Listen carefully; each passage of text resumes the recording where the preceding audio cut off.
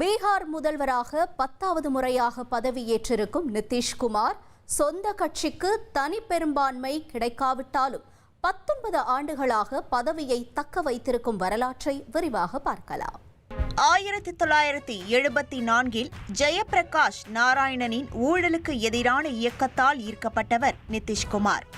அப்போது அரசு மின் பொறியாளர் பதவியை உதறிவிட்டு ஜனதா கட்சியில் அரசியலை தொடங்கினார். 1988 ஜனதா கட்சி உடைந்து VP சிங் தலைமையில் ஜனதா தளம் உருவானது.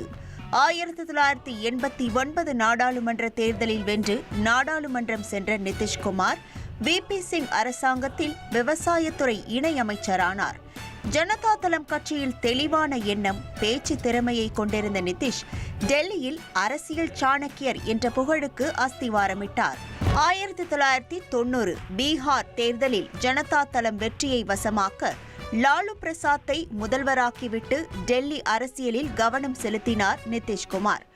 லாலு அரசாங்கத்தில் ஊழல் தலைவிரித்தாட, சட்டம் ஒழுங்கு சீர்குலைய அதை எதிர்த்து 1994 சமதா கட்சியை தொடங்கினார். பாஜக தலைமையோடு நெருக்கம் கொண்டிருந்தவர் மத்தியில் வாஜ்பாய் அமைச்சரவையில் ரயில்வே, விவசாயத்துறை அமைச்சராக பொறுப்பு வகித்தார். 2000 நடந்த பீகார் சட்டப்பேரவை தேர்தலில் அவரது சமதா கட்சி பாஜக கூட்டணியில் 37 இடங்களை மட்டுமே வென்றிருந்த போதும் முதல்வரானார் நிதிஷ்குமார். ஆனால் பெரும்பான்மையை நிரூபிக்க முடியாமல் 7 நாட்களில் பதவி விலக நேரிட்டது.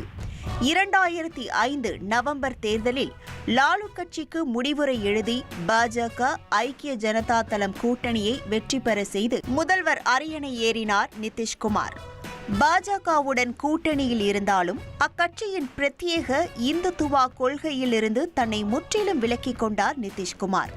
அதுவரையில் பீகார் பார்த்திராத திட்டங்களும் சீர்திருத்தங்களும், பெண்களுக்கு கொடுக்கப்பட்ட முக்கியத்துவமும் திட்டங்களும் அவருக்கு பாராட்டை பெற்றுக் கொடுத்தது.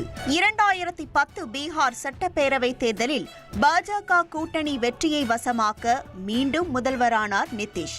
2013 குஜராத் முதல்வராக இருந்த நரேந்திர மோடியை பாஜக பிரதமர் வேட்பாளராக அறிவித்ததை எதிர்த்து கூட்டணியை விட்டு விலகினார். 2014 நாடாளுமன்ற தேர்தலில் பீகாரில் ஐக்கிய ஜனதா தளம் தோல்வியை தழுவ முதல்வர் பதவியை ராஜினாமா செய்த நிதிஷ் மீண்டும் 2015 பிப்ரவரியில் மீண்டும் முதல்வர் பதவிக்கு திரும்பினார். 2015 தனது அரசியல் எதிரியான லாலு கட்சியோடு கூட்டணி வைத்து ஆட்சியை தக்க வைத்து